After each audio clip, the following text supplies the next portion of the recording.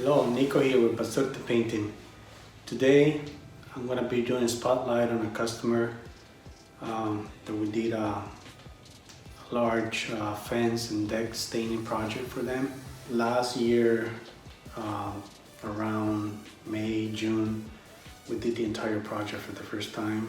It was a new fence, it was some existing, well, it was a mixture. Some existing and a few panels here and there. The deck was existing already.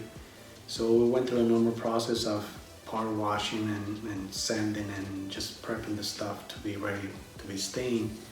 In this particular case, we use an oil penetrating stain method, which consists of an oil penetrating stain that goes into the wood and protects it from the inside out.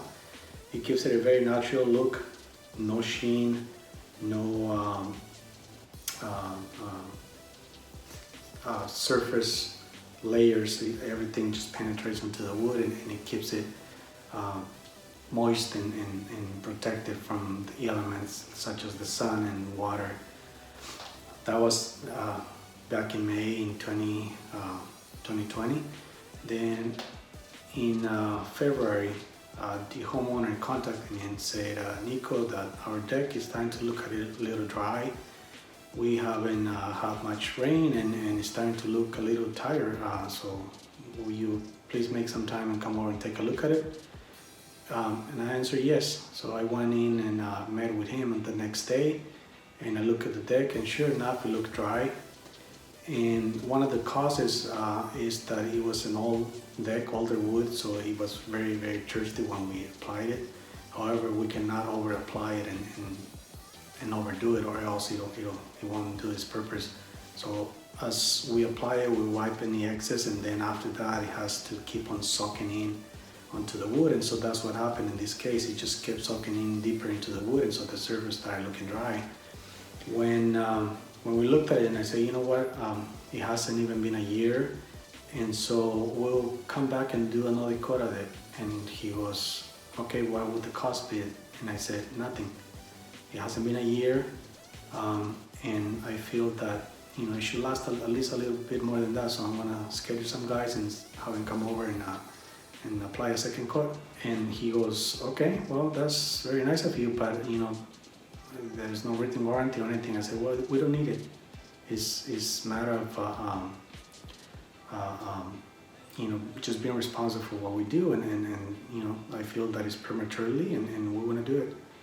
And so sure enough, I scheduled 4 guys, and they went and stained it, in one day, did everything, and then he added another little ceiling underneath the deck, tongue and groove ceiling that he wanted done. And I told my guys, go ahead and do it. So when we did the stain, it's got brand new pavers, very, very beautiful pavers. We protected the floor to do the staining, and then when we were done, all the plastic got picked up and we finished and wrapped it up. However, some of that stain that went into the tongue and groove planks started dripping at night. So the next morning he sent me a photo and said, hey Nico, we woke up to this, surprise, the pavers are stained. And then I said, okay, don't worry, we're gonna find a way to clean them up. Which I found out that cleaning pavers is very, very difficult.